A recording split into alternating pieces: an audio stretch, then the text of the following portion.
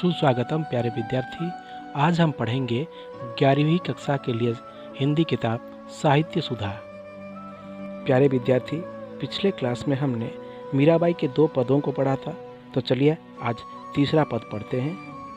तो आगे लिखते हैं, माई रिमो हिलिया गोविंद मोल, तू कहाँ छाणे मैं कहाँ चौड़े, लियो बजंता ढोल।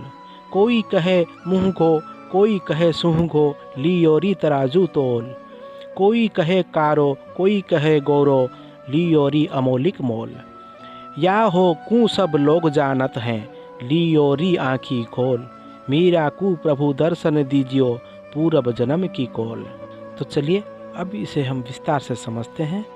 तो पहले लिखते हैं, माई रिमो हिलिया गोविंद मोल, तू कहाँ छाणे मैं कहाँ चौड़े, लियो बजंता ढोल। तो यहाँ मीराबाई अपनी माँ से कहती हैं, री माँ मतलब है माता, मुझे गोविंद जी ने मोल लिया है, खरीद लिया है, अर्थात वशीभूत कर लिया है। तू कहती है छिप कर किया है, लेकिन नहीं माँ, मैं कहती हूँ माँ, उन्होंने मुझे छुप कर नहीं बल्कि सबके सामने चौड़े में, सबके सामने या खुल्लम खुल्ला वशीभूत कर लिया है, और फिर वो भी ढोल नगाड़े बजा कर किया है। आगे कहती हैं, कोई कहे मुँह घो कोई कहे सूँह घो, लियो री तराजू तोल। कोई कहे कारो कोई कहे गौरो, लियो री अमोलिक मोल। तो यहाँ कहते हैं, कोई कहे मुँह घो कोई कहे सूँह घो, लियो री तराजू तोल। मतलब कोई कहता है महंगे में मोल लिया है, और कोई कहता है सस्ते में मोल लिया है। तो तराजू में तोल कर अच्छी तरह परख कर मोल लिया। मतलब गोविंद को मन ही मन में अपना लिया है। आगे कहते हैं, कोई कहे कारो कोई कहे गौरो, लियो री अमोलिक मोल। तो यहाँ मीराबाई कहती हैं, कोई उन्हें काला कहता है और कोई उन्हें गोरा कहता है। जो भी है देखकर सुनकर अमूल्य मूल्य देकर, मतलब भक्ति भाव देकर खरीद लिया है। मैंने गोविंद जी को खरीद लिया है। ऐसा भी कह सकते हैं कि मैंने उन्हें अपना सब कुछ मान लिया है। आगे मीराबाई कहती हैं, या हो कू सब लोग जानत हैं, लियो री आँखी खोल।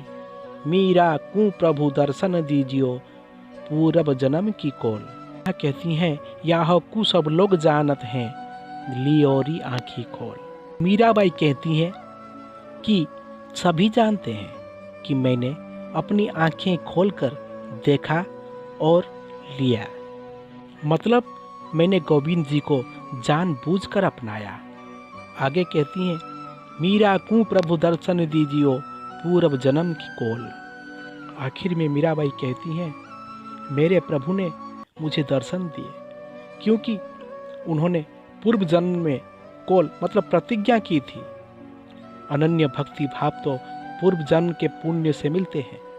गोपियों से कृष्ण ने मिलने का वादा जो किया था, मीरा कहती हैं कि वह पूर्व जन्म में गोपी थी और उसी पुण्य से इस जन्म में प्रभु के दर्शन पा गई। तो आगे 4 नंबर पद पर मीरा लिखती हैं, पग घुंघरू बांध मीरा नाची रे, मैं तो अपने नारायण की आप ही हो गई दासी रे।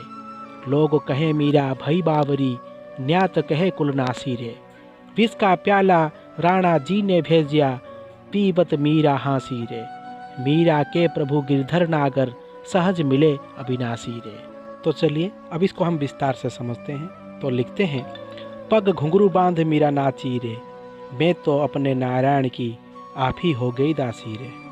तो यहाँ मीराबाई कहती हैं, पग घुंघरू बांध मीरा नाची रे।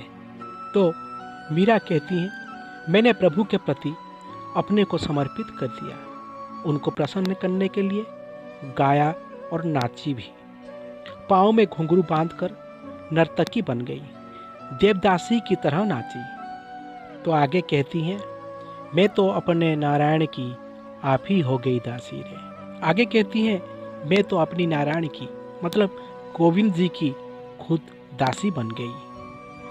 तो आगे कहते हैं, लोग कहे मीरा भई बावरी, न्यात कहे कुलनासी रे। मीरा के इस व्यवहार से लोग नाराज हो गए। कोई मीरा को बाबरी कहता है तो कोई कुलनासी, बाबरी मतलब पगली कहता है तो कोई कुलनासी मतलब कुल की मर्यादा नष्ट करने वाली। तो मीरा यह कहती हैं कि मुझे कोई पगली कहे या फिर कुलनासिनी, मुझे उसकी कोई परवाह नहीं है।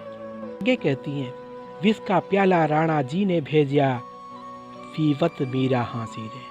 तो यहाँ मीराबाई कहती हैं कि उनके देवर राणा जी उनको मारने के लिए, मतलब मीरा कहती हैं मुझे मारने के लिए प्रसाद में विष डालकर धोखे से मुझे पीने के लिए भेजा। और मीराबाई हंसती हुई खुशी खुशी उस विष को पी गई। आगे लिखती हैं, मीरा के प्रभु गिरधर नागर सहज मिले अविनाशी रे। यहाँ मीरा के प्रभु अविनाशी गिरधर मतलब गोविंद जी तो उससे सहज स्वाभाविक ढंग से मिले। मीरा विष पीकर मरी नहीं, अविनाशी प्रभु ने उनकी रक्षा की, उनसे मिले। मतलब मीरा अपने गिरधर नागर गोविंद जी में समा गई। तो प्यारे विद्यार्थी, पद मीराबाई यही समाप्त होता है। तो हमें अब इजाज़त दीजिए, हम नया विषय लेकर फिर उपस्थित होंगे। तब तक के लिए धन्यवाद। घर पर रहिए, सुरक्षित रहिए।